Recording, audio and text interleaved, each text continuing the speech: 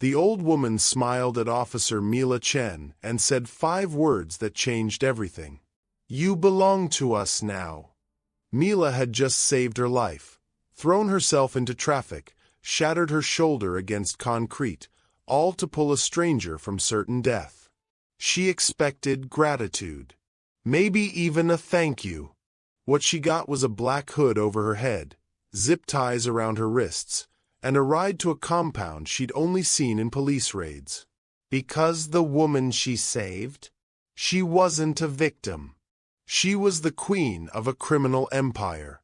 And in her world, debt isn't paid with money, it's paid with loyalty. Forever. Mila has 72 hours to escape, or become part of the family she swore to destroy. Pain arrived before consciousness. Mila's shoulder throbbed with each heartbeat, a deep ache that pulled her from darkness into confused awareness. Her eyelids felt weighted. When she finally forced them open, the world came into focus wrong. Too soft, too elegant, too quiet. This wasn't a hospital. The ceiling above her was coffered mahogany, intricate carvings catching afternoon light that filtered through floor-to-ceiling windows. Silk curtains the color of winter clouds framed a view of the city skyline she recognized but had never seen from this angle. Too high, too removed. Original oil paintings lined walls papered in subtle damask. The bed beneath her felt like sleeping on air. Mila tried to sit up. Her shoulders screamed in protest. "Careful." The voice was gentle, accented. "You dislocated it quite dramatically." An elderly woman sat in a chair beside the bed, hands folded in her lap with a kind of composure that came from a lifetime of practiced grace. She wore a dove-gray hanbok, simpler than the crimson one Mila remembered, but no less elegant. Her silver hair was styled in a traditional bun, and her eyes, dark and intelligent, studied Mila with something that looked like wonder. "I am Madam Baek," the woman said. "You saved my life, Officer Chen." The intersection rushed back. The Mercedes. The tackle. The crack of pavement against bone. "How did you?" Mila's voice came out rough. "This isn't a hospital." "No." Madam Baek's smile was small, knowing. "It's safer this way." Mila's gaze slid past her to the door, slightly ajar. Through the crack, she glimpsed a figure in a dark suit, hands clasped in front of him, an earpiece visible. Not a nurse. Not a doctor. A guard. "Where am I?" Mila's pulse quickened. She was wearing a silk nightgown she'd never seen before. Her uniform was gone. Her gun, her radio, her badge, all gone. "My family's private medical wing," Madam Baek said, as if this were the most natural thing in the world. "You've been asleep for 3 hours. The doctor says you'll heal perfectly, though you should rest the shoulder for." The door opened. The air in the room changed instantly, charged with a new tension that made Mila's instincts flare. The man who entered moved like a predator, controlled, deliberate, every gesture calculated. He was tall, sharp-featured, with the kind of face that would photograph well but feel dangerous in person. His suit was midnight blue, perfectly tailored, and probably cost more than Mila's monthly rent. But it was his eyes that made her breath catch. Dark, assessing, and completely unreadable.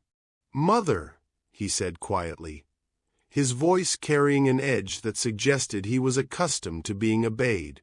"We need to leave. Now. The family is waiting." Min-jae. Madam Baek stood with fluid grace, still holding Mila's hand. "Meet the woman who will be your wife." Silence crashed into the room like a physical force. Mila stared. Min-jae stared. Even the light seemed to freeze. What?" Mila tried to pull her hand free, but Madam Baek's grip was surprisingly strong. Min-jae's jaw tightened, a muscle jumping near his temple. "Mother, you can't be serious." "I have never been more serious." Madam Baek turned to face her son fully, and something in her posture shifted, regal authority replacing gentle concern. She threw herself in front of death for a stranger. That is courage. That is loyalty. That is exactly what this family needs. "I was doing my job," Mila managed, her voice rising. "I'm a police officer. I help people. That's what we. You saved my life when no one else moved." Madam Baek's eyes glistened, and for the first time, her composure cracked slightly. "In my culture, that creates a bond deeper than blood. You are family now." Min-jae's expression remained granite. "This isn't some fairy tale, Mother." "No," Madam Baek agreed, her voice softening. "It's destiny." Mila's head spun. The pain in her shoulder felt distant compared to the surreal horror of this conversation. I can't just." She looked at Min-jae, desperately seeking some sign that he would shut this down, that he was as opposed to this insanity as she was. His eyes met hers for one brief, unguarded moment. What she saw there wasn't anger or desire. It was exhaustion. Resignation. The look of a man who'd stopped fighting battles he couldn't win. Then his mask slid back into place. "We'll discuss this later. Privately." He turned to leave. "There's nothing to discuss," Madam Baek called after him. "I've already announced the family council." Min-jae stopped at the door, his back rigid. He didn't turn around. "Of course you have." The door closed behind him with a soft click that sounded like a prison lock engaging. "Before we proceed, I would like to ask for a favor from you all. Help us move our subscription up. Please hit subscribe and turn on the notification bell, so you never miss our channel's new videos. It is quick, free. Drop your city or country in the comments below. Thank you very much. Now, let us return to our main character. 2 days felt like 2 weeks. Mila had refused the guest room they offered at the estate. Refused the car service. Refused everything except the jade pendant Madam Baek had pressed into her palm as she left. A small, cool weight that now sat on her kitchen counter, catching the glow of her laptop screen at 2:47 a.m. She couldn't sleep. Every time she closed her eyes, she saw Madam Baek's face. "You are family now." The words should have been comforting. Instead, they felt like a noose tightening. Mila's apartment was a studio in a building where the elevator worked half the time, and the neighbors pretended not to hear domestic disputes. It was small, cramped, and entirely hers. Or it had been, until 2 days ago when she'd saved the wrong person's life. Her laptop screen painted her face in blue light as she scrolled through search results. Baek family. Korean business empire. Ryu Min-jae. The articles were careful, diplomatic. They talked about influential families, and traditional business practices, and community leadership. But Mila had been a cop long enough to read between the lines. The photos told a different story. Min-jae at charity galas, always in the background, never smiling. Madam Baek at cultural events, surrounded by men in expensive suits who stood just a little too close to be merely protective. One photo made Mila's breath catch. Min-jae, maybe 5 years younger, caught by a telephoto lens outside a courthouse. His expression was carved from ice, but his hands were clenched at his sides. The caption read, "Ryu Min-jae leaving federal building after questioning in connection with waterfront development dispute. No charges filed." Mila clicked deeper. More articles. More careful language. More photos of a family that operated in the spaces between legal and something else entirely. Her phone buzzed. Unknown number. She stared at it, her training warring with exhaustion. Finally, she answered. Hello. Silence. Then breathing. Who is this? Mila demanded. The line went dead. Her heart hammered.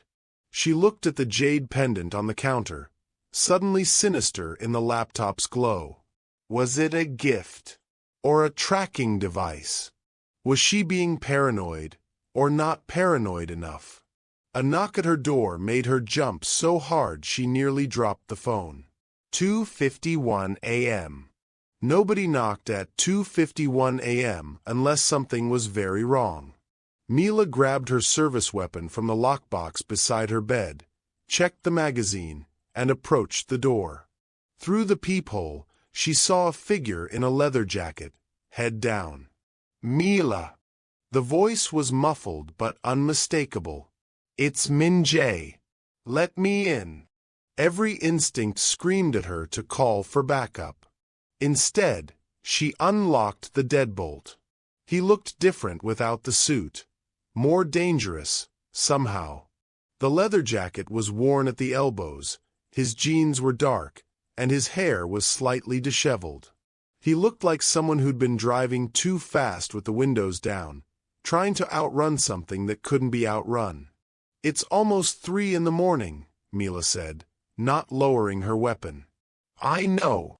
His eyes went to the gun, then to her face. That Mercedes wasn't random. Someone tried to kill my mother. The words landed like punches. Mila's grip tightened on her weapon. What? Min-jae stepped inside, closing the door behind him. He moved past her to the window, checked the street below, then turned back. Professional hit. Meant to look like an accident. They've been planning it for weeks. Who's they? Rivals. Enemies. Take your pick. His voice was flat, empty of emotion. 3 of my men were murdered tonight. Execution style. Their bodies were dumped in the harbor. Mila's stomach turned. I'm sorry, but what does this have to? Your name was found in one of their phones. The room tilted. What? Min-jae pulled out his own phone, swiped, held it up. The screen showed a photo, surveillance footage of Mila leaving her precinct. Another photo, her apartment building. Another, the coffee shop where she got her morning cup. Another, her walking to her car. They've been watching you, Min-jae said. Since the intersection. They know you're connected to us now. And they know my mother has declared you family. Mila's weapon suddenly felt too heavy. She lowered it slowly, her mind racing. I saved a woman's life. That's all I did. I don't have anything to do with your family's business. It doesn't matter. Min-jae's voice was hard. Perception is reality in my world. My mother announced your engagement to the family council. That makes you a target. Then she can unannounce it. It doesn't work that way. Then make it work that way. Mila's voice cracked. I didn't ask for this. I didn't ask to be dragged into whatever this is. Min-jae's expression didn't change, but something flickered in his eyes. I know. The words hung between them, surprising in their simplicity. Mila set her gun on the counter, her hands shaking slightly. She noticed Min-jae's gaze go to her police badge beside it, the brass catching the light, symbol of everything she'd worked for, everything she was. I can't protect you here, he said quietly. This building has no security. Your door lock is a joke. There's no camera in the hallway. You're completely exposed. I can take care of myself. Can you? His voice dropped, dangerous and low. Because 3 trained men who knew how to handle themselves are dead tonight. Professionals. And your name was in their phones alongside instructions to neutralize the cop when the time is right. The words felt like ice water in her veins. Min-jae stepped closer, and Mila saw exhaustion etched into the lines around his eyes. You come with me now, or you're dead by morning. Those are your options. That's not a choice. No, he agreed. It's not. Mila looked at her badge again. The apartment suddenly felt smaller, the walls pressing in. Everything she'd built, her independence, her career, her carefully constructed life, balanced on the edge of a decision she didn't want to make. How long? She asked. How long would I have to? I don't know. For the first time, his voice held something other than cold certainty. Until we find who ordered the hit. Until we neutralize the threat. Until my mother. He stopped. Until your mother what? Min-jae's jaw tightened. He looked away. Until this is resolved. But Mila heard what he didn't say. Until his mother died. Until her dying wish was no longer a factor. She thought of Madam Baek's eyes, glistening with tears. You are family now. She thought of the surveillance photos. Her precinct. Her coffee shop. The life she'd lived, unaware that someone was always watching. If I go with you, Mila said slowly, I'm not agreeing to any of this. The marriage, the family, none of it. I'm agreeing to protection. That's all. Min-jae nodded. Understood. And I keep my badge. Something almost like respect crossed his face. Pack what you need. 5 minutes.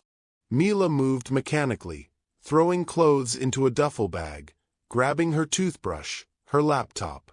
Her hands found the jade pendant on the counter. She almost left it, then slipped it into her pocket instead. At the door, she looked back one last time at her apartment. At her life. Min-jae was already in the hallway, checking both directions. There's a car waiting downstairs.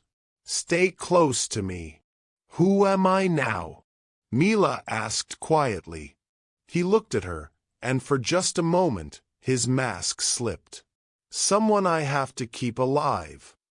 Dawn broke over the Baek estate like a painting someone had spent centuries perfecting. Mila watched it through the car window as they passed through gates that closed behind them with the finality of a vault door sealing. The compound sprawled across what must have been 5 acres. Traditional Korean architecture blended seamlessly with modern security. Cherry trees lined stone pathways. A koi pond reflected the soft pink sky. Gardens stretched in careful symmetry. And everywhere, men in dark suits with earpieces, their eyes tracking the car's movement. It's beautiful, Mila said, hating that the words were true. It's a fortress, Min-jae replied. Don't mistake one for the other. The car stopped at the main house, all dark wood and curved rooflines, traditional in every way except for the bulletproof glass she could now identify in every window. Min-jae opened her door before the driver could. Stay close, he said. But before Mila could respond, the front door opened and Madam Baek emerged. She wore a morning hanbok in pale lavender, and despite the early hour, looked perfectly composed. Her face lit up when she saw Mila. My daughter has come home, she said, descending the steps with open arms. Mila's jaw tightened. I'm not your daughter. The words came out harsher than she'd intended, but she was exhausted and terrified and tired of being swept along by forces beyond her control. I'm not your daughter, and I'm not anyone's bride. I'm here because someone wants me dead, and apparently that's my fault for doing my job. Madam Baek's smile never wavered, but something in her eyes shifted, a flash of steel beneath the warmth. Come inside. You're tired. We'll talk after you've rested. I don't want to rest. I want to understand what's happening. Mila, Min-jae's voice held a warning. No. Mila turned on him. You dragged me here. You showed me photos of my life being stalked. You told me I'm a target. But nobody's explaining why your mother thinks saving her life means I'm suddenly part of this. This, she gestured at the estate, the guards, the perfect deadly beauty of it all. I didn't sign up for any of this. You saved my life, Madam Baek said simply. That's all that matters. It's not enough. Mila's voice cracked. I save lives. That's what I do. I've pulled kids out of burning buildings, talked down jumpers, stopped domestic abusers. I don't demand they marry their sons in return. Min-jae stepped between them, his voice low and controlled. Mother, give us a moment. Min-jae, please. Something passed between them, a conversation in glances that Mila couldn't decode.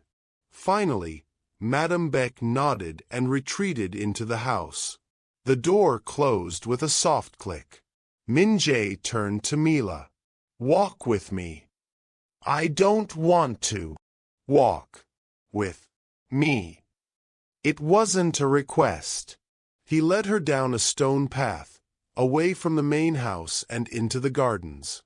The morning air was cool, dew still clinging to grass. Cherry blossoms drifted down like pink snow. It would have been peaceful if Mila's heart wasn't hammering against her ribs. They stopped at a wooden bench overlooking the koi pond. Min-jae didn't sit. He stood with his hands in his pockets, staring at the water. 10 years ago, he said quietly, my father was killed in a car accident. Brake line cut. He crashed into a concrete barrier going 90 miles an hour. Mila's anger faltered. She waited. My mother watched him die, Min-jae continued. She was in the passenger seat. Trapped. The car caught fire, and she couldn't get him out. Emergency responders arrived 4 minutes too late. He paused. She still has nightmares. Every night. I hear her wake up screaming his name. The morning suddenly felt colder. So when some cop she's never met throws herself in front of death, willingly, without hesitation, for a complete stranger, his voice roughened. That means something to her. Something I can't explain, and you probably won't understand. But it's real. Mila sank onto the bench. I'm sorry about your father. I am. But that doesn't give her the right to. I know. Min-jae finally turned to face her. I didn't want this either. The admission surprised her. You think I want some stranger forced into my life? Some cop who doesn't know this world, doesn't understand the rules, who'll probably get herself killed within a week. He ran a hand through his hair, frustration bleeding through his control. My mother has been trying to marry me off for 5 years. Every suitable daughter of every suitable family. I've refused them all. Then refuse this one too. I can't. The words were heavy, final. Because this time she's dying. The world tilted. What? Min-jae's expression was carved from stone, but his eyes betrayed him. Stage 4 pancreatic cancer. Diagnosed 6 months ago. The doctors gave her a year. She's already defied that by 3 months. Mila's hand found the bench, gripping it for stability. She thought of Madam Baek's composed face, her elegant movements, her steady voice. She doesn't look. She's very good at hiding pain. Min-jae's voice was soft now, almost breaking. It's one of her many talents. Cherry blossoms fell between them, landing on the stone path like scattered thoughts. This marriage, Min-jae continued, is her dying wish. To see me settled, protected, with someone she believes is. He hesitated. Pure enough to save this family from itself. I don't understand what that means. Neither do I. He finally sat beside her, maintaining careful distance. But I can't refuse her. Not now. Not when. He stopped, jaw clenched. Not when she has so little time left, Mila finished quietly. They sat in silence. A koi surfaced, creating ripples that spread across the pond's mirror surface. I didn't ask for this either, Min-jae said finally. I've spent my entire adult life trying to honor my father's memory while managing a family business built on things I'm not proud of. I've made terrible choices, hurt people, done things that keep me awake at night. He looked at her then, and for the first time, she saw past the mask to the man beneath. But I've never forced anyone into something they didn't want. And I won't start with you. Then let me leave. I can't do that either. His voice turned hard again. Because regardless of what my mother wants, you are marked now. The people who tried to kill her know you're connected to us. They know she's declared you family. And they will use you to hurt her, to hurt me, unless I can neutralize the threat first. How long? Mila asked. How long until I'm safe? Min-jae didn't answer immediately. When he did, his voice was barely above a whisper. Honestly, I don't know if you'll ever be truly safe again. That's what connection to this family costs. The truth of it settled over her like winter frost. My mother, Min-jae said, standing, has maybe 3 months left. Maybe less. She wants to see me married before. He couldn't finish the sentence. You can refuse. I won't force you. But know that refusing will break her heart in her final months. And whether you marry me or not, you're still a target until we find who ordered the hit. He started to walk away, then stopped. For what it's worth, I'm sorry. You deserved better than being dragged into this nightmare. Min-jae. He turned back. Your father, Mila said carefully. You said he died in an accident. Was it really an accident? Something dark and dangerous crossed his face. No. It was murder. And I still haven't found everyone responsible. He paused. But I will. The promise in those words was terrifying in its certainty. After he left, Mila sat alone by the koi pond as the sun rose higher. She thought about Madam Baek's dying wish, about Min-jae's exhausted eyes, about the surveillance photos of her ordinary life. She thought about her badge, tucked in her duffel bag, about who she was and who she was becoming. The jade pendant in her pocket felt heavier than it should. Footsteps approached. Mila tensed, but it was only Madam Baek moving slowly, one hand pressed subtly to her side. The morning light was less kind now, showing the slight tremor in her hands, the barely concealed pain in her expression. May I sit? Madam Baek asked. Mila nodded. They sat in silence, watching the koi swim lazy circles. He told you, Madam Baek said finally. It wasn't a question. Yes. Good. Secrets rot from the inside. She folded her hands in her lap, the gesture elegant despite the tremor. I don't have the luxury of time anymore. So I will be direct. I believe you are what this family needs. Not because you're a police officer. Not because you're brave, though you are. But because when you saw danger, you didn't calculate. You didn't hesitate. You simply acted. That's training, not character. No. Madam Baek smiled sadly. Training is what you do when you think. Character is what you do when you don't have time to think. And you, Officer Chen, have the kind of character that's been missing from this family for far too long. A cherry blossom landed on Mila's knee. She brushed it away. I can't marry your son, Mila said quietly. I barely know him. You will. That's not how this works. Perhaps not in your world. Madam Baek's voice was gentle but firm. But you're in mine now. And in my world, family is everything. Loyalty is everything. The bond between people who would die for each other. That's everything. Mila looked at her. Really looked. Saw the pain Madam Baek was hiding, the determination burning in eyes that knew their time was running out. I'm not asking you to love him, Madam Baek continued. Not yet. I'm asking you to give us, a chance. 3 months. Stay for 3 months. Learn who we are. Let Min-jae protect you.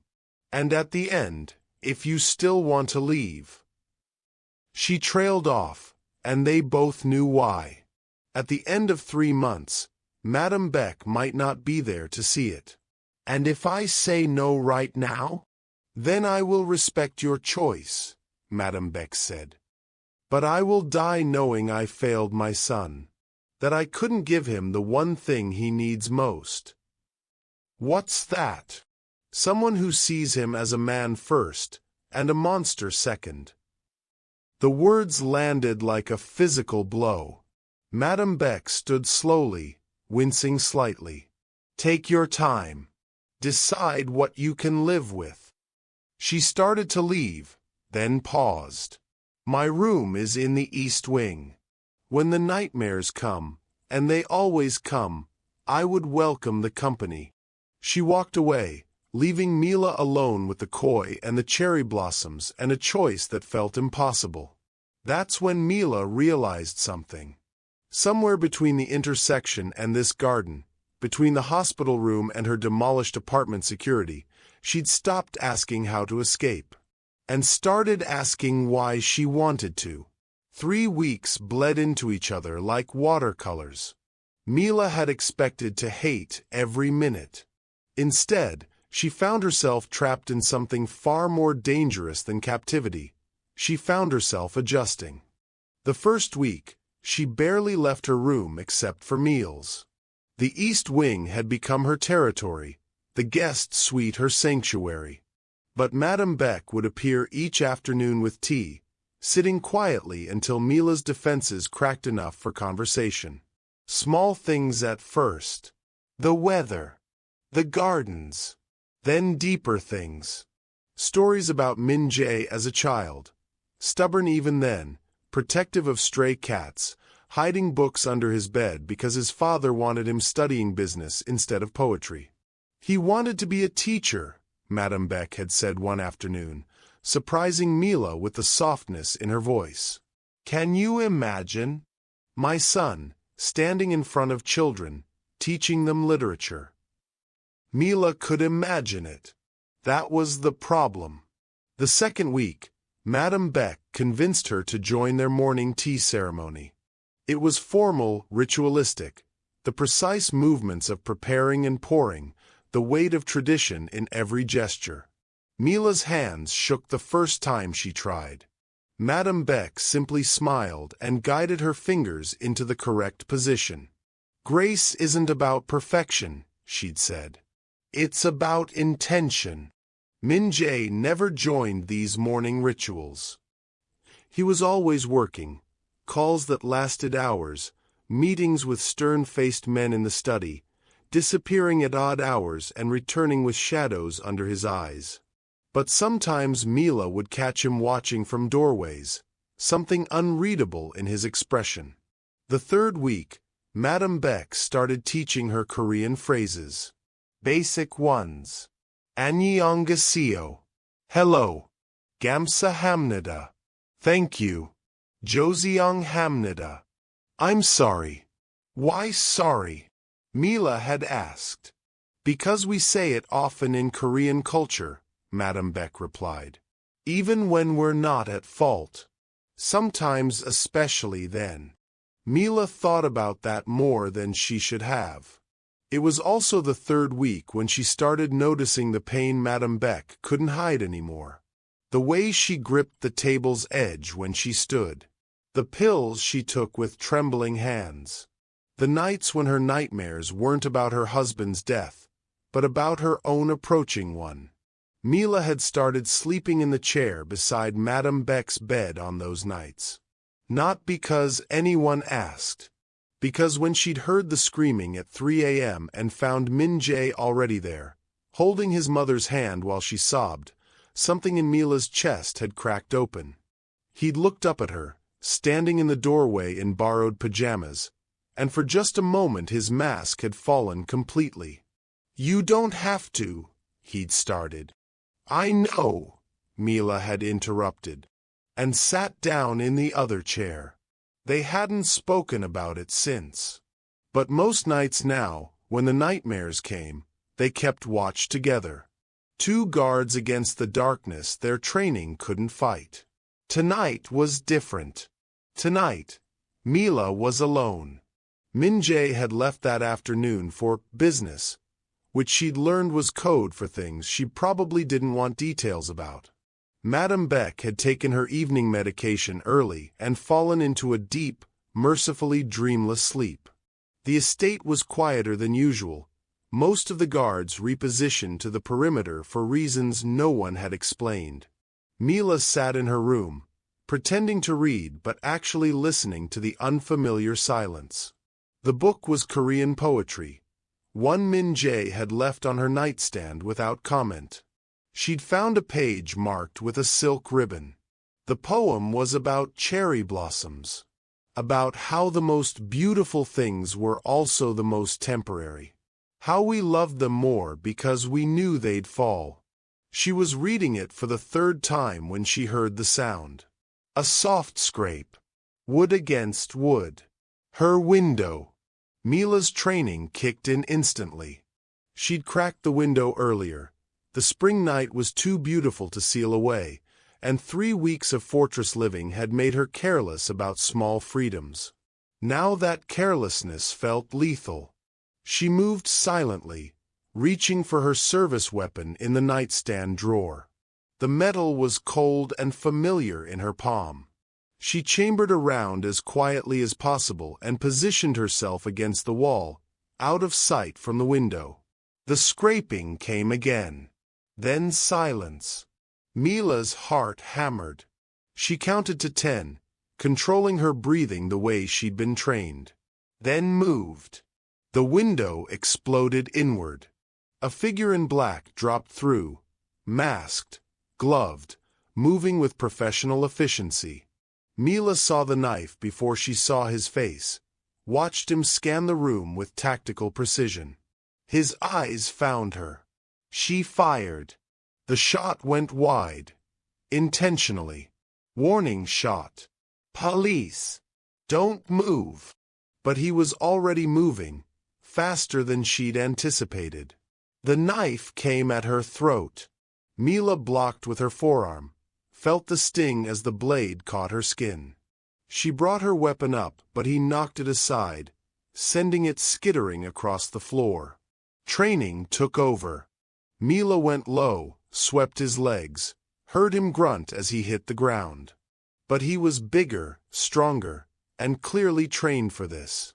He rolled, came up with the knife still in hand. "Where is she?" His voice was muffled behind the mask. "Where's the old woman?" Terror spiked through Mila's chest. Not for herself. For Madam Baek, sleeping vulnerable just down the hall. She lunged for him instead of her weapon, calculated sacrifice, using her body as the obstacle. They crashed into her dresser. The jade pendant fell to the floor, shattering. His hand closed around her throat. Mila clawed at his wrist, fighting for air. Her vision started to tunnel. She thought about dying here, in this borrowed room, wearing borrowed clothes, becoming part of a family that was never supposed to be hers. She thought about Min-jae finding her body. That thought made her angry. Mila stopped trying to break his grip and instead drove her thumb into his eye socket. He screamed, releasing her. She scrambled back, gasping, reaching for anything. Her hand found the table lamp. She swung it like a club. Glass exploded against his head. He staggered. Mila dove for her weapon. That's when the gunshots came from the hallway. 3 shots. 4. 5. The sound was deafening, apocalyptic in the quiet estate. The intruder's head snapped toward the door. It exploded inward.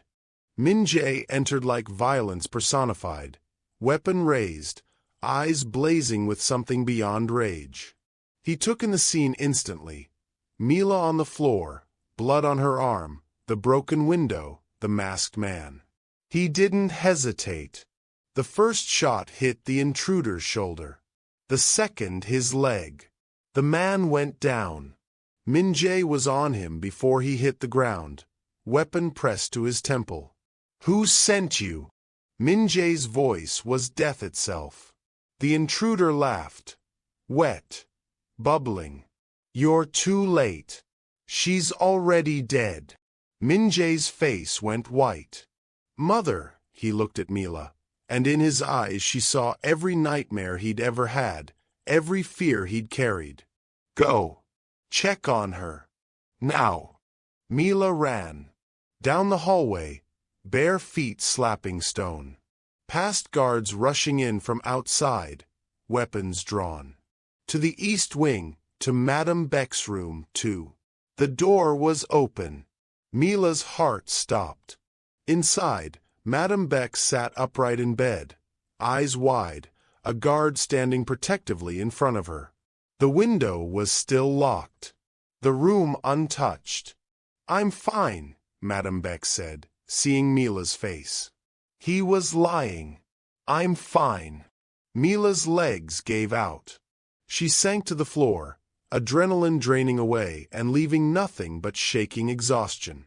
Madam Baek was beside her in seconds, stronger than she should be, holding Mila's face in both hands. "You're bleeding." "Where did he?" "Just my arm." "It's nothing." But Mila's voice broke on the last word. Footsteps behind them. Min-jae appeared in the doorway, and the relief that crossed his face was so raw it hurt to witness. He crossed the room in 3 strides, dropped to his knees beside them. "Mother, I'm here." Madam Baek reached for him with one hand, still holding Mila with the other. "We're both here." Min-jae's hand found Mila's shoulder, the uninjured one, and gripped it hard enough to bruise. He was shaking. She realized with shock that his mask was completely gone. Everything he felt was written plainly on his face. Terror, relief, rage, something else she couldn't name. "You fought him," he said, not a question. "He was going for Madam Baek." Mila's voice was steadier now. "I couldn't let him." She didn't get to finish. Min-jae pulled her against his chest, one hand cradling the back of her head, the other still gripping his weapon. He was shaking harder now, or maybe she was. She couldn't tell anymore where her fear ended and his began. "You're safe," he whispered against her hair, his voice breaking. "I won't let anyone hurt you. Do you hear me? Never again." And Mila realized something that changed everything. She believed him. Not because he'd arrived in time. Not because he'd taken down the intruder. But because in this moment, holding her in the ruins of what should have been safety, he wasn't the heir to a criminal empire or the son fulfilling a dying wish. He was just a man who'd been terrified of losing someone he. Mila couldn't finish the thought. Didn't dare. But somewhere between the tea ceremonies and the nightmares, between the poetry books and the broken jade, between the danger outside and the unexpected peace inside these walls. She'd stopped wanting to leave. And that realization was more terrifying than any knife in the darkness. Guards flooded the room. Someone was calling for the doctor. Madam Baek was issuing orders with the authority of someone who'd done this before. But Min-jae didn't let go of Mila. And she didn't pull away. "The intruder," she asked quietly. "Alive. For now." Min-jae's voice was granite again, but his hand was still gentle on her head. "He'll tell us everything before morning." Mila didn't ask what that meant. She was beginning to understand this world operated by rules she'd spent her career fighting against. But in this moment, with blood drying on her arm and Min-jae's heartbeat against her cheek, she couldn't find it in herself to care about the contradiction. "I need to take your statement," she said, the cop in her struggling to surface. "Later."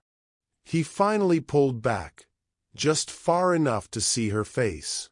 His thumb brushed her cheekbone. She hadn't realized she was crying. "Let the doctor look at your arm first. Then we'll talk about what happens next."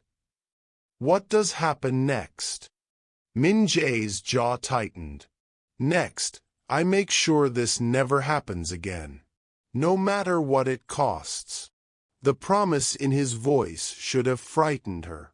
Instead, she felt something shift inside her chest, something that had been holding tight finally loosening. "Min-jae." Her voice was barely a whisper. "I'm not leaving." His eyes widened slightly. "Mila." "I'm not leaving," she repeated, stronger now. "Not because I'm afraid. Not because your mother wants me here. But because—" She stopped, unsure how to explain what she barely understood herself. Because somewhere in 3 weeks, she'd watched him sit with his dying mother and seen the man beneath the monster. Because he'd never once forced her hand, even when he could have. Because when she'd needed him most, he'd come through fire to reach her.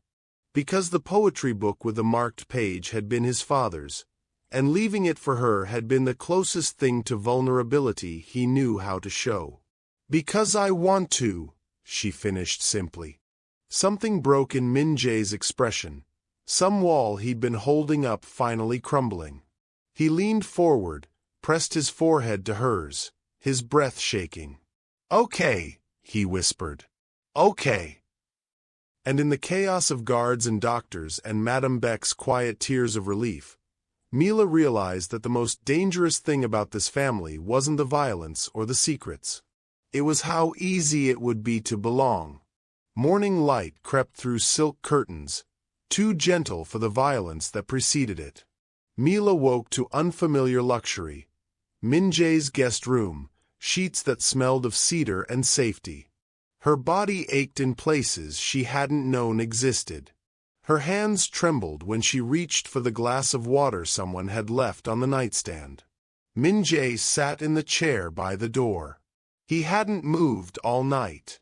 Still wore the blood-stained shirt from the attack, though someone had brought him a jacket.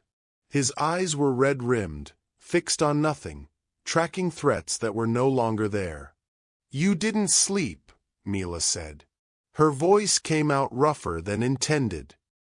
He looked at her then, and something cracked in his careful composure. "No." A staff member brought tea on a lacquered tray. Mila's hands shook so badly the cup rattled against the saucer.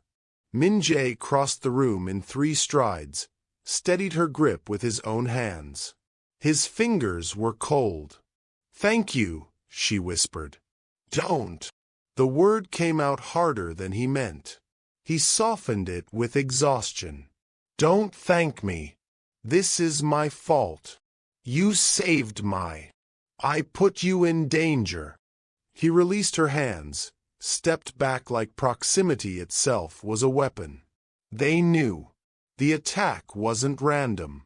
They knew exactly who you were, what you meant to my mother. They targeted you to weaken us. The tea tasted like ash in her mouth. Who? The Choi family. Rivals who've been waiting for an opening. He moved to the window, surveillance in his posture. I've doubled security. Restructured the entire detail. But Mila. He turned, and she saw the man beneath the heir for the first time. Young. Tired.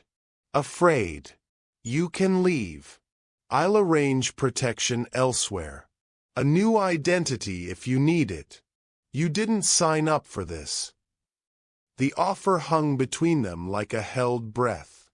What if I don't want to leave? His eyes widened, just slightly. Before he could respond, a soft knock interrupted. Madam Baek entered without waiting for permission. She looked smaller in daylight, frilier, but her gaze missed nothing. She saw her son's exhaustion, Mila's trembling hands, the space between them that said everything. Min-jae, go shower. Sleep. The world will not end if you rest for 3 hours. Mother. That was not a request. He hesitated, looked at Mila one more time, then obeyed. The door closed with a whisper. Madam Baek settled into the chair her son had vacated, smoothed her silk hanbok with practiced grace.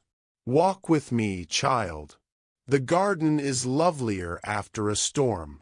They walked in silence through paths lined with moss and stone. Cherry blossoms had begun to fall, carpeting the ground in pink snow. Madam Baek moved slowly, leaning on an ornate cane Mila had never seen her use before. You see him clearly now, Madam Baek said. Not a question. Not the mask he wears for the world. The man underneath. Mila thought of Min-jae in that chair, sleepless and haunted. Yes. Good. Madam Baek paused beneath an ancient tree, its branches twisted with decades of growth. He has been refusing marriage arrangements for 6 years. Every family in Seoul has offered their daughters. Politicians' daughters. Chaebol's daughters. Women who would strengthen our position, secure our future. She smiled faintly. He refused them all. I did not understand why. I thought perhaps he was waiting to choose for himself. I did not realize he was waiting for someone who would choose him. Not his name, not his power. Just him. She unclasped a bracelet from her own wrist. Jade, ancient, catching light like captured water. She took Mila's hand, slipped it over her trembling fingers. Whether you marry him or not, whether you stay or go, you are my daughter now. You stood between death and my son without hesitation. That is not duty. That is love, even if you do not yet know it. The jade was warm against Mila's skin. Heavy with history she didn't understand. I'm terrified, Mila admitted. As you should be. Madam Baek's hand covered hers. Only fools are fearless. The brave are simply those who move forward despite the fear. Above them, blossoms fell like benedictions, and Mila understood that some choices changed you before you even made them. Mila found him 3 hours later in his study, exactly where she knew he'd be. Sleep had evaded him, or he'd refused it. She couldn't tell which. Security footage played across multiple monitors, showing angles of the estate she hadn't known existed. He was hunting ghosts, looking for the flaw that had let violence through his carefully constructed walls. You should be resting, she said from the doorway. So should you. He didn't look away from the screens, but his shoulders relaxed slightly at her voice. Permission to not be alone. She entered the sanctuary of his private world. The study was different from the rest of the estate. Less curated, more lived in. Books in Korean and English. A worn leather chair that didn't match the expensive desk.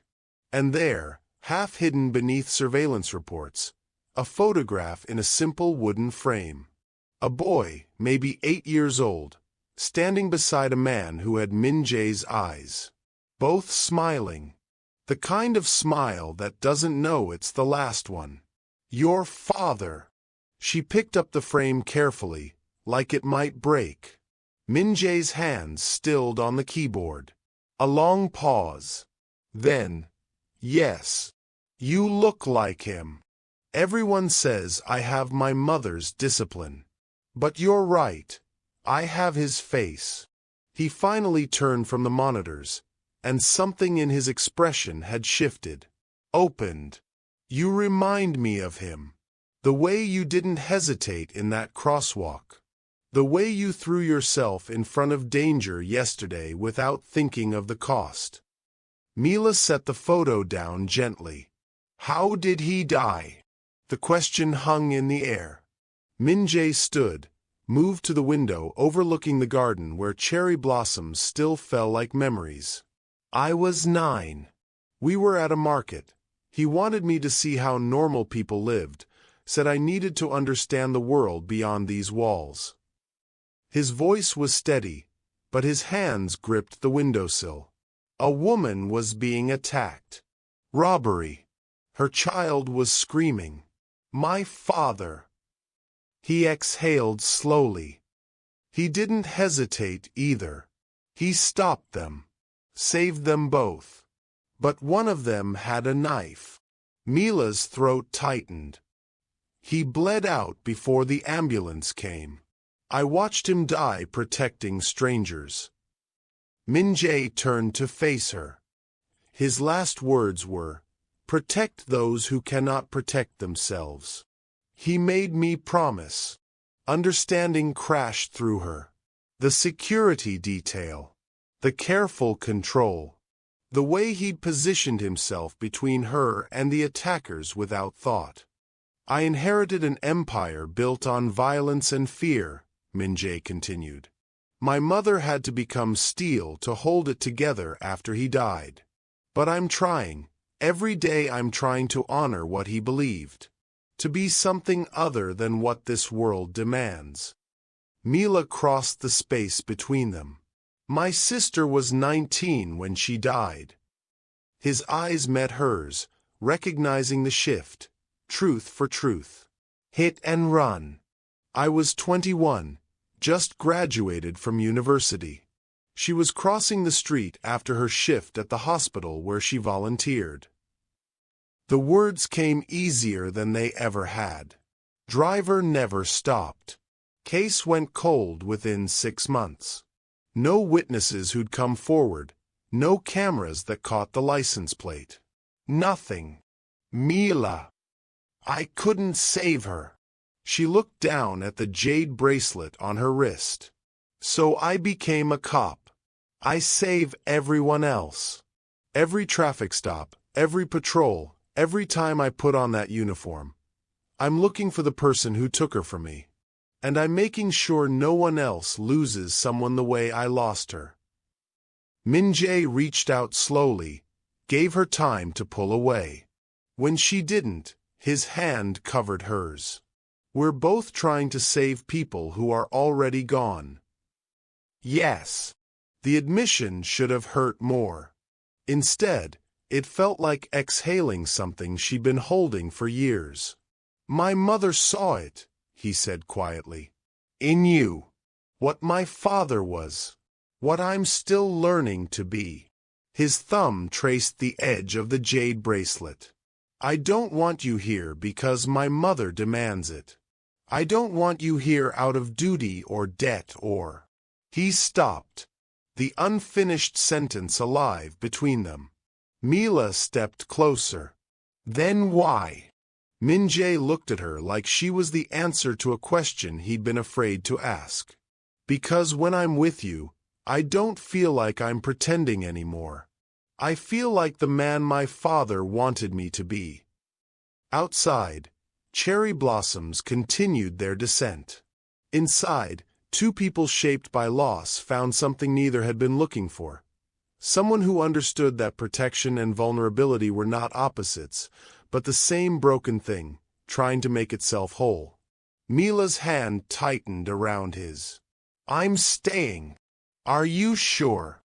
She thought of her sister, of Min-jae's father, of all the people they couldn't save and all the ones they still could. I'm terrified, she said, echoing her words to his mother. But I've never been more certain of anything in my life. 3 months passed like water finding its level. Slowly at first, then all at once. The estate transformed around Mila, or perhaps she transformed within it. She learned to move through its corridors with purpose rather than hesitation. Learned which staff members preferred formal address and which appreciated her attempts at broken Korean. Learned that Madam Baek took her tea at 4 o'clock precisely, and that those moments were sacred, time carved from duty for connection. The traditional hanbok felt less foreign now, though she still caught herself tugging at the sleeves during formal dinners. Min-jae had stopped correcting her pronunciation, started smiling instead when she massacred vowels. They'd found a rhythm, mornings in the training yard where she sparred with his security detail, afternoons in his study reviewing security protocols she now understood, evenings in the garden where neither of them had to be anything but tired. She'd taken a leave of absence from the force. Temporary, she'd told herself at first. But standing in Madam Baek's private sitting room, watching the older woman grow frielier with each passing week, Mila understood some decisions were made in moments and solidified over time. The ceremony was small, private, just family, which somehow now included her. Madam Baek sat in a chair lined with cushions, her body betraying what her spirit refused to acknowledge. But her eyes were bright, present, drinking in every detail as if committing it to permanent memory. She wore crimson silk, the color of celebration and endings.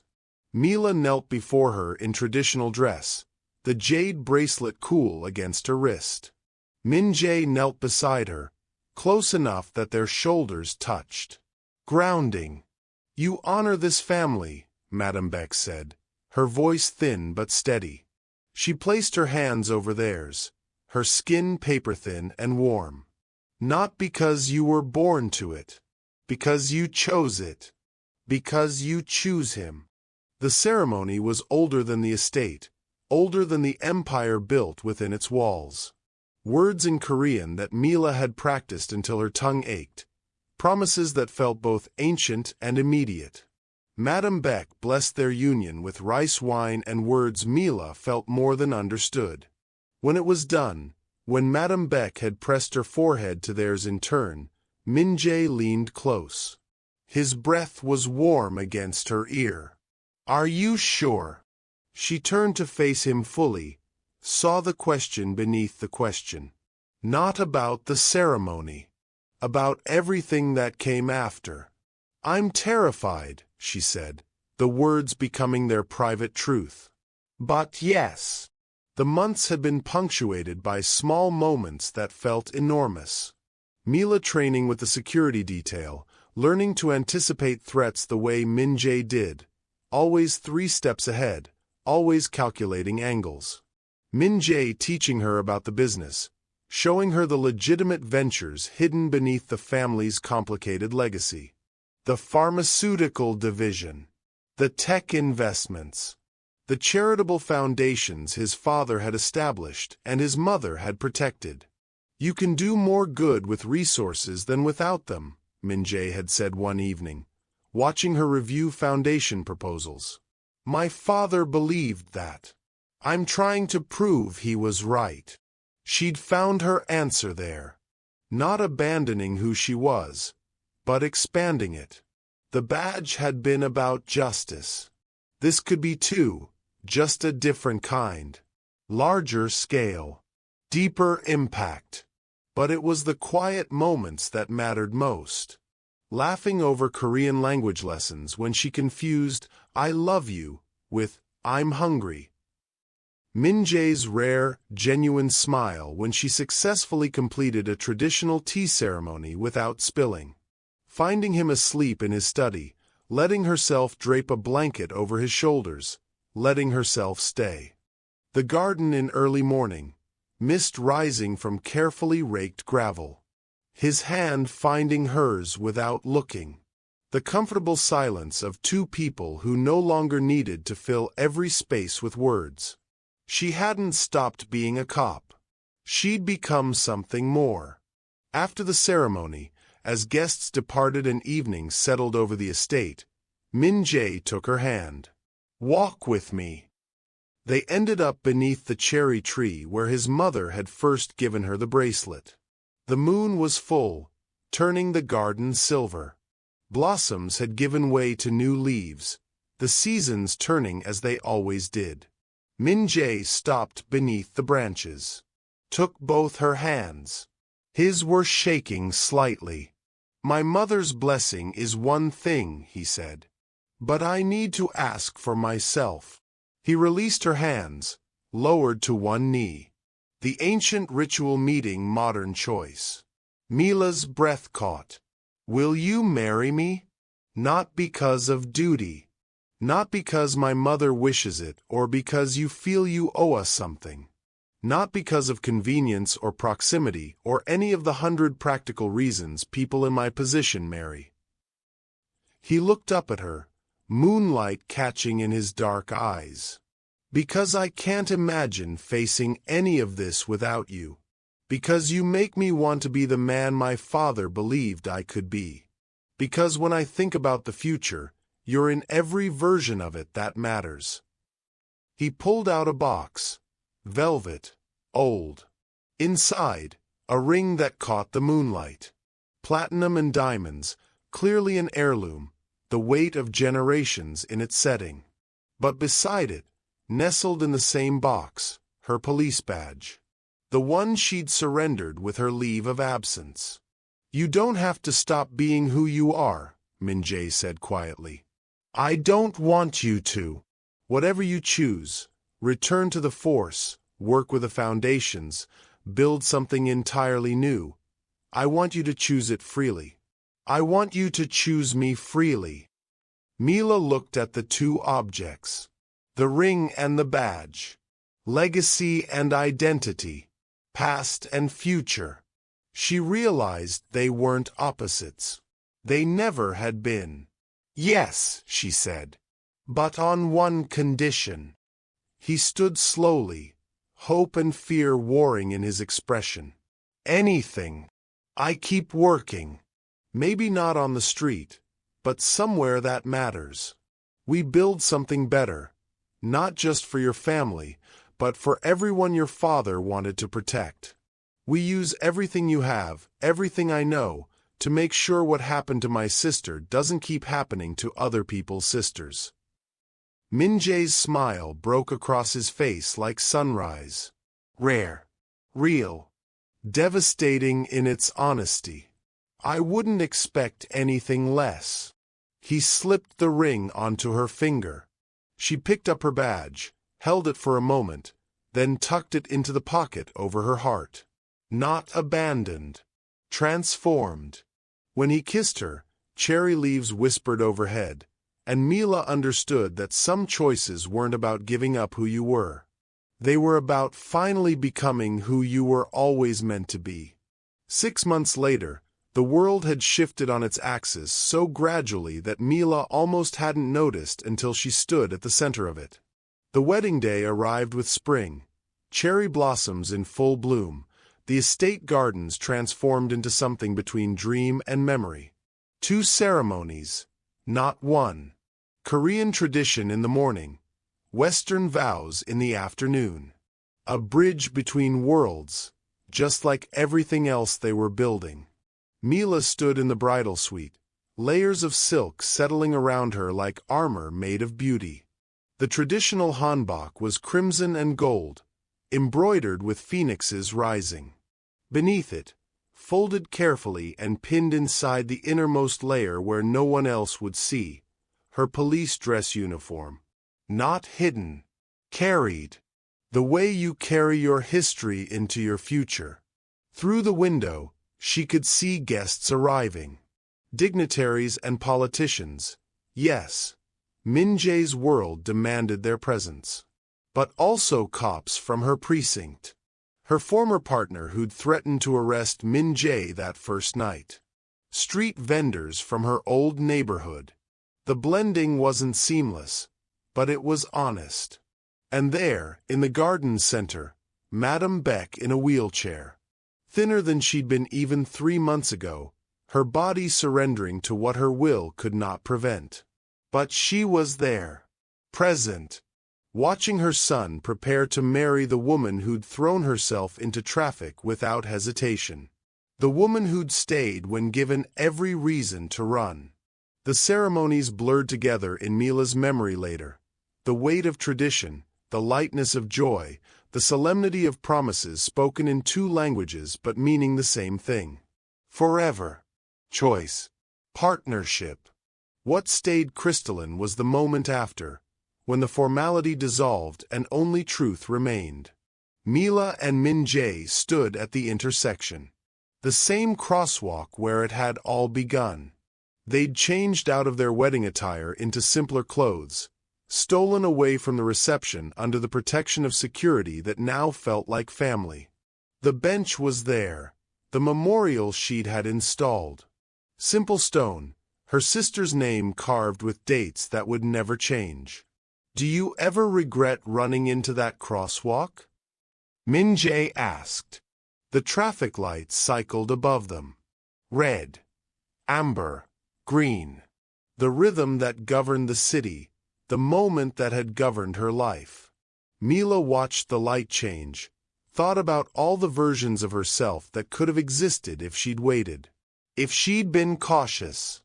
If she'd chosen safety over instinct. "Every day," she said honestly. Then, and not once. Min-jae's hand found hers, understanding the paradox without needing it explained. Fear and certainty. Regret and gratitude. The way 2 truths could exist simultaneously without canceling each other out. Cherry blossoms fell around them, petals carried on spring wind. The seasons had turned full circle. Spring to summer to fall to winter and back again. A year compressed into transformation. Mila's police badge was pinned inside her jacket, not the dress uniform from beneath her hanbok, but the everyday one she'd worn on patrol. She'd returned to work, but differently. Consulting. Training. Building a foundation with Min-jae's resources that partnered with law enforcement, funded cold case investigations, supported victims' families.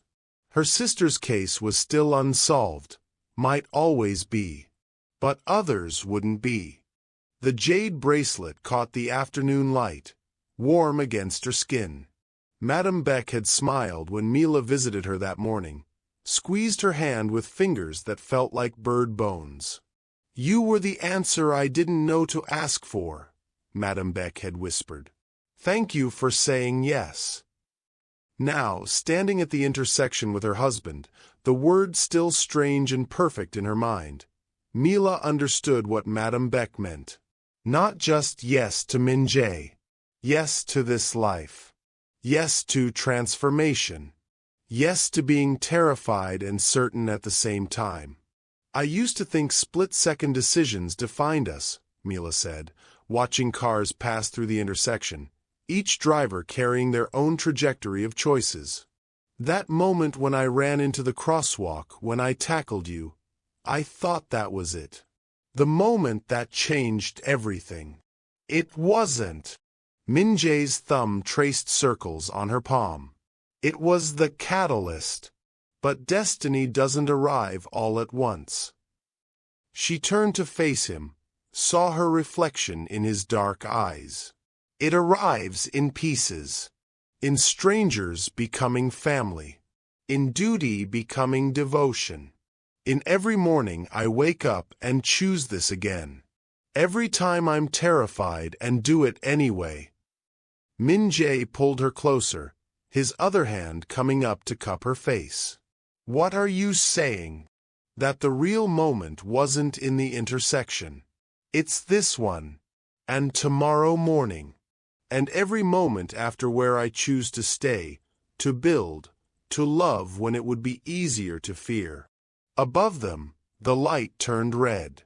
They stayed anyway, standing in the space between movements, in the pause where decisions crystallized into action. "We should go back," Min-jae said, but didn't move. "They'll notice we're gone." "Let them notice." Mila smiled, feeling the weight of the badge against her ribs, the ring on her finger, the bracelet that had belonged to a woman who'd seen her more clearly than she'd seen herself. "I spent my whole life running toward the next emergency. Let me stand still for one more minute." So they did. Two people shaped by violence and loss, by duty and choice, by the intersection of impossible circumstances and improbable love. The city moved around them, taxis honking, pedestrians passing, the eternal rhythm of soul continuing whether they were part of it or not. When the light finally turned green, they walked away from the intersection hand in hand. Not running, not chasing, just moving forward into a future that was still unwritten, still frightening, still theirs to create. The cherry blossoms followed them like benedictions, and somewhere behind them, the traffic light cycled through its eternal pattern. Red to green. Stop to go. Fear to courage. One choice at a time. If this story touched you, let us know where you're watching from and hit subscribe. Your support keeps these stories alive. Thank you for being part of our family.